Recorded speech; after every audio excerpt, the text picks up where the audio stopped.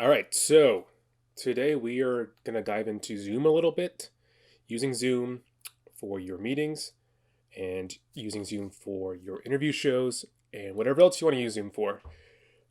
So I am going to be using the paid version of Zoom because it has a few extra features that you will need if you want to live stream, and if you are going to be holding a meeting where you're going to have upwards of like 50 or 60 people joining the meeting. So I'm assuming most boards will have the paid version. So first things first, you are going to want to go to zoom.us and create an account if you haven't already. If you have created an account, go to zoom.us and log in with your credentials and click on My Account. Now within here you have another Settings tab. Now within here you have a Settings tab. We're going to click on that, and there are a lot of settings in here to adjust. I am not going to go over all of them. You can go in here and mess around with a couple of them if you want and see what it does. There's a lot in here. This is a good one to have on. You want to have your participants able to send you messages via the chat. This is usually how you will get messages that someone wants to talk, meaning like a member of the public wants to talk. I suggest that you have someone on the board or part of your organization monitoring the chat function at all times and relaying that information to who's ever running the meeting, saying that John Doe wants to speak, and then that person will then unmute themselves and make sure their camera is on, and then they can ask the question. Anyways, I'll go into that a little bit more later. A lot of these are nothing you really need to deal with here. Just kind of scrolling through, trying to remember if any of these are super important. This is nice to have if you have good internet. Is to have the HD video activated. You'll have a higher quality image and a higher quality recorded video after the fact. If you want to get fancy, you can activate your virtual background, so you can have sunny beach behind you, or maybe you're in the cockpit of the Millennium Falcon from Star Wars, or whatever you want.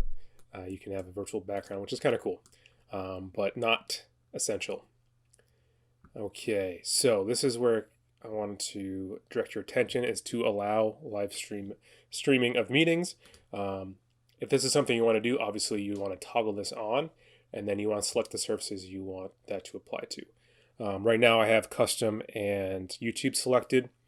If your board has a Facebook page, this would be a great time to stream to that Facebook page. And even if it doesn't, this is a good time to make a page for your board, and then you can then stream these meetings live to your Facebook page, which is pretty cool. So I'm going to go ahead and click that, add that. Workplace by Facebook, I have not messed around with, so I'm going to leave that unchecked. And YouTube checked, and custom for now checked. Custom would mean you could take RTMP data and push it out to, say, a scheduled YouTube live event. But that's kind of getting into the nitty gritty, and you can always contact me if you want to know more about that. So I'm going to go ahead and click save. This is a good one to have selected. Once the cloud recording is available, it'll give you an email notification, and then the rest of the stuff you can, choose if it's something you want to allow or not. I think that's pretty much it as far as in here that I wanted to show you. So we're going to go into the Zoom app. I am using a Mac, so things may look different if you're on a PC or a tablet or a phone for that matter. So I'm going to go to the Zoom.us app. I'm going to open that up, and this is the welcome screen that I get. Before I do anything, I'm going to go to this tiny little gear, which is settings, and open that up. And what do you know? More settings to adjust. In here, really, what I'm going to focus on is the recording. And this is going to be where you store your recordings locally, meaning on your computer. I have mine set up to go to this external hard drive. So if you click right here, you can then choose a location, and it'll open up. For me, it's Finder. I think it's called Explorer on a PC, and you can select, a desktop's a great place to save these files, just assuming that you have plenty of, open free space on your desktop, on your computer. What I like to do is wherever I save it, whether it be in the desktop, your documents, these are external drives. I have mine going right now to this drive. and then into this Zoom recordings folder. So what I like to do is make a new folder for these recordings to go into. So let's say I choose a desktop. I'm going to select new folder, give it a title, Zoom recordings. You don't have to name it that. You can name it whatever you like, something to remember, keep everything organized. So click on create, select that folder, and then you click choose. So now you can see if I click on this, it is going to the Zoom recordings on the desktop folder. All right, that's pretty much all I have to say about it here. Again, virtual backgrounds. If you want to, be behind the Golden Gate Bridge, or have that behind you, I should say, you can do that. Cool. Anyways, yeah, there's a couple other settings in here you may want to adjust. Have your video settings in here that you may want to tweak, and your audio settings. But we are not going to get into that. You can mess around with that on your own time. So back to the welcome screen. I'm going to just click on new meeting. You could schedule a meeting, if it's an upcoming meeting, but for my purposes, I'm just going to click on new meeting. I'm going to join with computer audio. Mine comes in actually starting to record, so I'm just going to stop it for now. That is a setting you can set. I'm going to turn on my video and turn on my microphone. Now you can see me. Nice sunny San Francisco. Doesn't look like these people are quarantining very well. Okay, so first things first, record right there. And it's going to ask you, do you want to record to computer or the cloud? I'm going to click computer. So now it's recording as it says up here. So it's going to that folder we just made. Obviously, when we are done, you can just click stop, and that'll stop the recording. So if you want to go live, that is under the More tab with the 3 little dots. So if you click on that, it's going to give you the options that we checked off. So for instance, let's go to Facebook. Facebook will open up in a browser.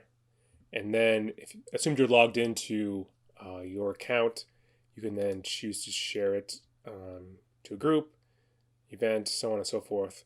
I'm not going to do that because I'm not going to share to my Facebook page. That would be a little awkward. So, but that's how you would do it. It's pretty simple. And then you click go and you are live. Obviously, you are going to want to make sure that you're ready to go and that everyone knows you're going live. So no one's in the middle of a conversation when you are going live. It could be a little embarrassing.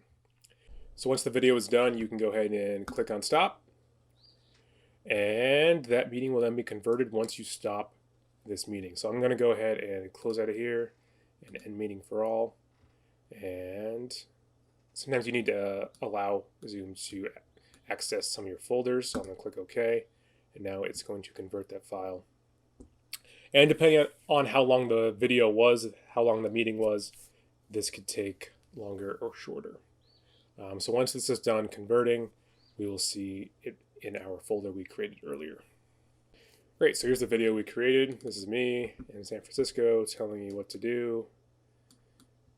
And then that file can be uploaded to YouTube. It can be shared with people via email. Obviously, please send it to BCTV. Please send it to me, Brian. My email is brian@brattleboro.org. You can always email me how to get the file. We like to use the site WeTransfer.com. If your video is under 2 gigabytes, you can transfer it free using WeTransfer.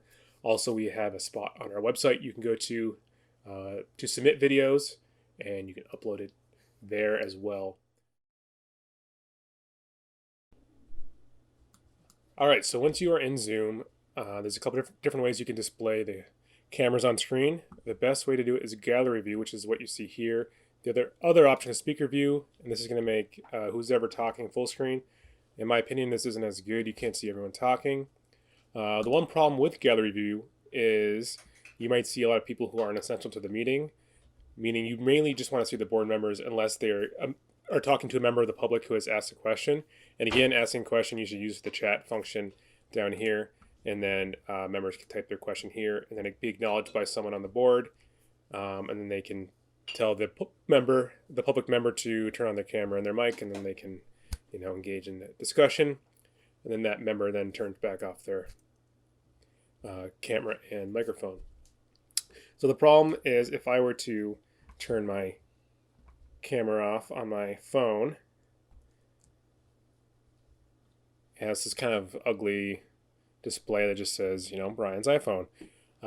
So what you can do is if you come over here to the three little dots in the upper corner, you can then click on hide video, non-video participants, and that'll hide everybody who has their cameras turned off, which should be everybody but the board members. And then when a member of the public wants to speak, they can simply then turn back on their camera and they should be good to go to ask a question. And as you can see, when I turn it back off, it then hides me again. And the person running the meeting can also come up here and show all non-video participants to bring them back. A couple of tips I would give you as far as getting a good image is make sure you have sufficient light hitting your face, and remind all of your other board members and participants to do the same. I recommend not having a window behind you, throwing light on the back of you, and also your camera's going to adjust for that light, making you really dark. Instead, I would turn yourself around, have that light hitting you in the face. What I mean is have the window behind your computer, smartphone, or tablet, so the light's hitting your face and you are nice and exposed. You could also add lights to the shot, meaning I could have a lamp off to the side of me that's giving me some good light here. You can actually use purchase lights for this occasion. I just happen to have a video light, so I have a nice light like this. Can't see it. There it is. That is hitting my face. I just kind of have it mounted on a little sill behind me, and I have it plugged into the wall, so it gives me a nice light in my face. Lastly, good audio. I recommend everyone use some earbuds that have a built-in mic. These are really cheap, easy to come by. If you don't have one, you can buy one. I'm sure your friends and family have extra ones lying around you can use. Definitely use these. They plug into virtually any computer or tablet or smartphone. And not only can you hear better, you will sound better to everyone who is on the video call. So, highly recommend that. Other than that, I hope this helps.